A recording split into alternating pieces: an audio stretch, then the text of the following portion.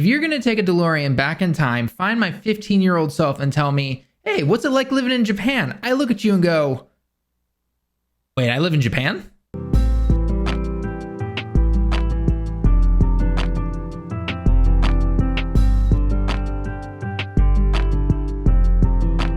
What is going on, everyone? Tallen back here, and I cannot believe I'm actually saying these words, but it has officially been 6 years since I've lived in Japan, since I moved here from America.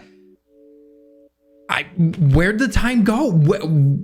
I still can't believe it. I honestly can't believe it. You know, probably one of the biggest questions I get asked, which I feel like you can almost say in any video, oh, the biggest question I was asked was this, the biggest question I was asked was this, but I think one of the biggest ones is just, what's it like living in another country where, you know, English is not the main language? You know, what is it like being on your own over there? And you know what?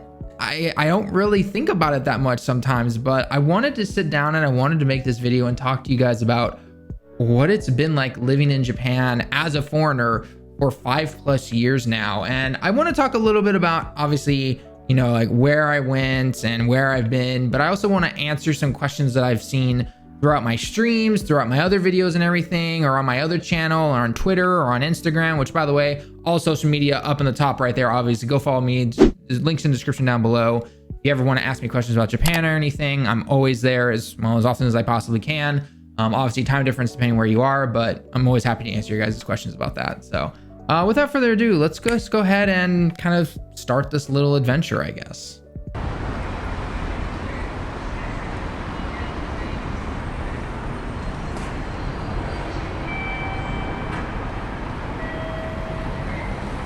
So for those of you who don't know, maybe know me, I studied Japanese for 5 years while living in the States, both in high school and university. And I also had the chance to come over here for a couple weeks to visit my sister's school. They always go and visit my hometown for the springtime, and then in the summer, unfortunately, we come over here for about 2 weeks or so. And then in university, I didn't have the chance to study abroad, but I did have the chance to come over here for 2 months after my high school graduation to visit some family that actually lives here. My cousin lives out here. And it was kind of like a small study abroad, actually. I was at his university most days. I was studying Japanese. It was meeting new friends, all that kind of stuff. And it was a lot of fun. And I decided I wanted to live here after I finished university. And the best way I could do that was to actually enter the JET program. For those of you who don't know, the JET program is essentially an English teacher. You are placed in a random prefecture based on however the government, you know, sorts us all out. And you go and you live in Japan. You live in Japan, you teach, you have a full-time job, you know, usually get weekends off, and you live a life essentially. And when I was in university, I actually studied mathematics in secondary teaching, which is teaching high school students mathematics. And while during the JET program, I didn't have really a chance to teach math, I obviously got a lot of teaching experience, which was really nice.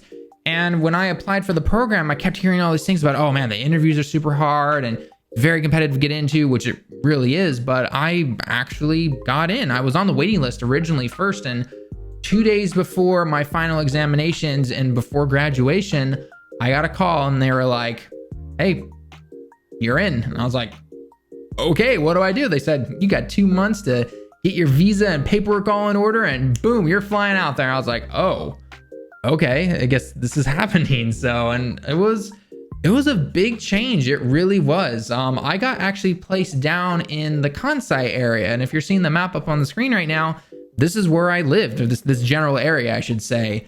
And I was like, whoa, I'm actually living out here. I mean, it's different than taking a trip somewhere or, you know, seeing family for 2 months in another area. I was like on my own. I literally packed up most of my clothes. I put my computer into a box. I asked my parents to send it off. I left them money so they could do that. And I moved out here. With that little term of nothing but the clothes on your back and, well, I guess whatever in your bag technically, I just came out here. That was it. And I had to, you know, buy a lot of stuff when I got out here. I had to, you know, work. I had to, you know, get my paycheck and wait to get certain things. But it was an experience. It was an experience when I first moved out here. One thing that I definitely did not expect to actually deal with, but I'm kind of glad I did, because it, you know, it allows me to help others that are coming out here as well, is I actually I got homesick. If anyone who watched this video actually knew me in person when I was a kid, I've always been a typical, I like things the way they are. I don't mind change, but overall I prefer things just to, if things aren't broken, why fix it, right? And, I didn't really think of that much when I moved out to the Kansai area, but I remember I think it was like 4 days or something after, because it was go at first. It was getting cell phones, bank accounts set up, gas turned on, electricity, all that stuff. And then after the first day, I finally got to just, sit back, take a breather after, got a washing machine and everything. I was like, whoa, I live in another country. I literally packed up and moved across the ocean to start my life. And I got homesick. I had a lot of, I wouldn't call it, huge culture shock, but I did get some culture shock. And I just remember bawling. I was actually crying for a little bit. And I was just like, okay, so now that I've taken this breath here and I need to calm down a little bit, time to start things up.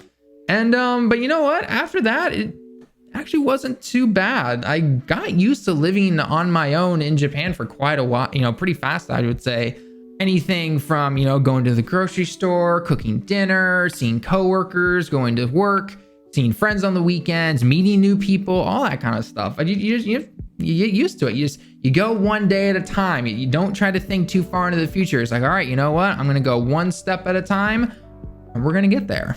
One of the things I will say though, that took me a while to get used to, and I guess technically to this day, I still have to get used to it sometimes, is how to, get things fixed or changed if I need them, right? And what I mean by that is, getting internet set up or having to change a phone plan, or, I change my address, so I have to go to City Hall and kind of do all that stuff, right? And luckily, some of those forms are in English, or the form will be in English, but the helper won't be able to really speak English, or you've got to use your phone app to, show Japanese and everything. And even after studying Japanese for 5 years, it doesn't really prepare you to say, oh yes, hi, I need my, gas burner replaced, or I need this little itty bitty mechanical part fixed in my router or something that you guys just rented to me a month ago. They don't teach you those little words. You can say hi, how's it going? Or hey, I need help. But in terms of, oh, I need this little thing replaced or something, you freeze sometimes when it comes to Japanese, and you're just like, I don't know. Wakarimasen. That always happens. And even to this day, after living in Kansai for 5 years, and then moving up here to Tokyo last year, and then having to do things like change my address, get the address change on my residence card and everything, and then moving again within less than a year of that and doing that a third time, I feel like now I finally know how to do it. But man, those first couple of times, hey, really, it's an experience. It is an experience. I will say one of my favorite things about living here, though, whether it was in Kansai or here in Tokyo, or when I moved outside the city of Tokyo, was just walking around and discovering new things. One thing I love to do, sometimes on the weekends, is go out and just go to a new station. Here in Japan, as you guys might have guessed, a lot of us take the trains to go to work or just to get around. And pretty much 99% of work and places of employment, take care of your train pass, your tiki.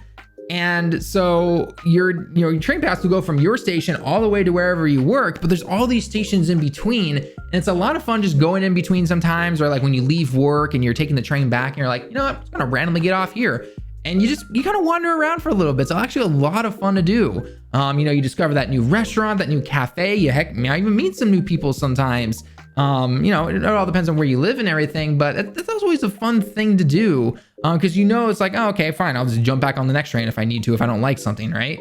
So I always found that very enjoyable. One thing I did when I moved here to Tokyo actually was go out and try a new restaurant every weekend or every other weekend sometimes, or try a new cafe, even if it's something simple oh, it's a pancake cafe. Oh, I've been to plenty of pancake cafes, but this one looks interesting. It looks, I've never really been here. It's that small little, hole in the corner type of place. And you're like, those small places, those are always the best ones personally. After I would say about, 3 years or so as my time in Kansai, That's when I actually really started to travel more outside of Japan, or, take like the bullet trains or the Shinkansens to different areas, which was a lot of fun. And now, I'm not to say I didn't want to travel or anything when I first arrived there. It wasn't on my mind to leave the country that I just arrived in, right? When you enter the JET program, if you ever get a chance to, and that's how a lot of people actually will take that opportunity to come over here to Japan, is you meet a lot of people with different goals and dreams to what they want to do and why they came over here. Some people actually come over here because they want to teach.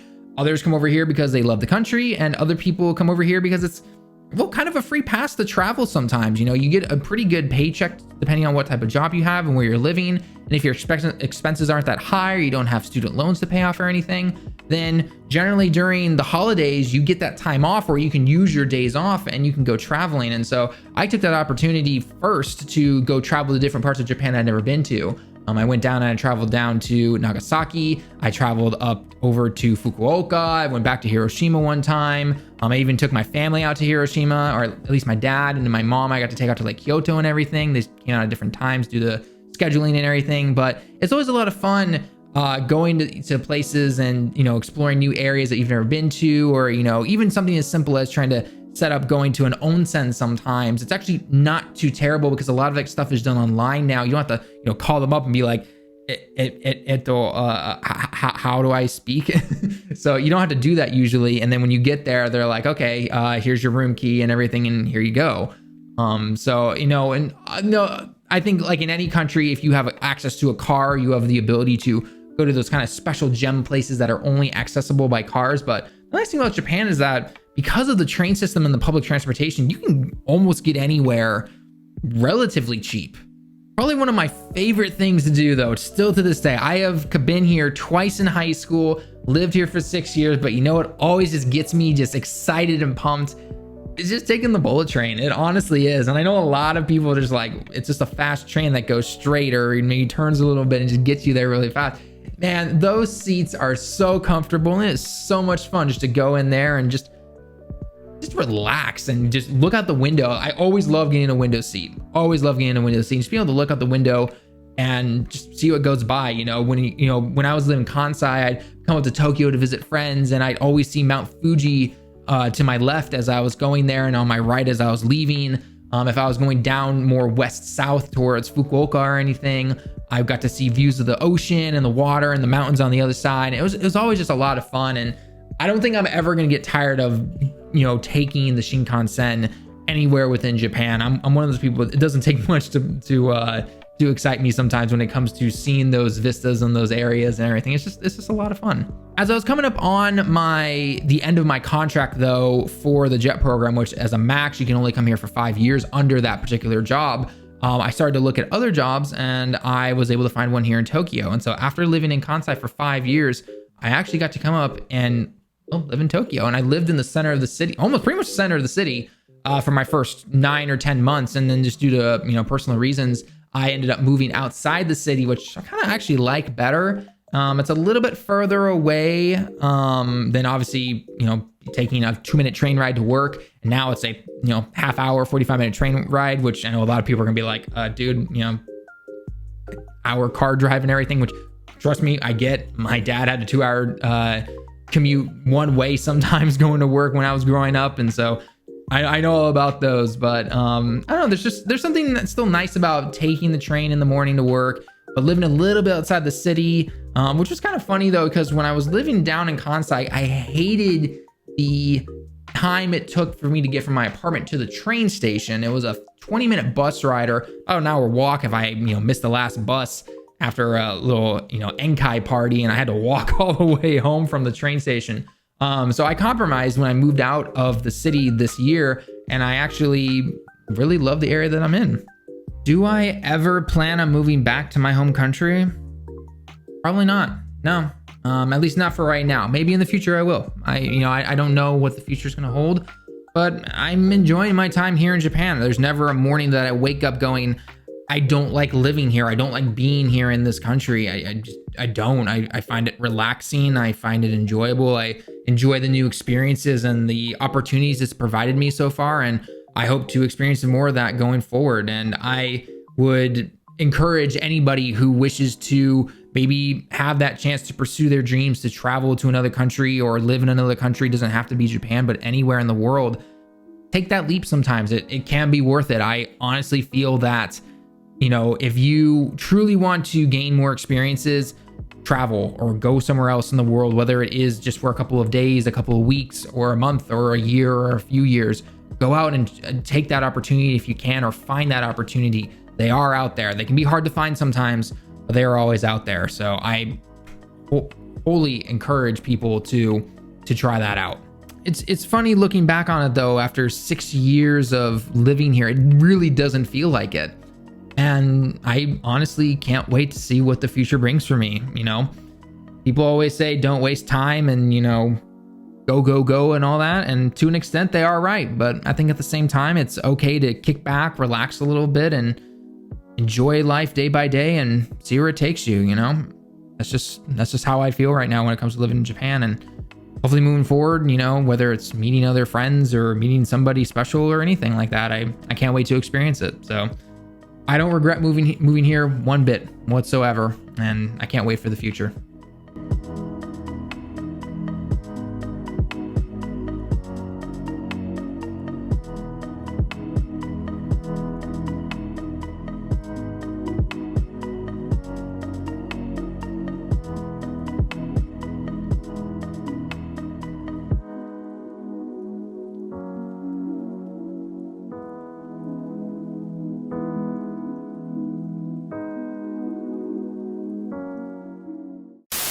What was one thing that annoyed me when I originally moved here?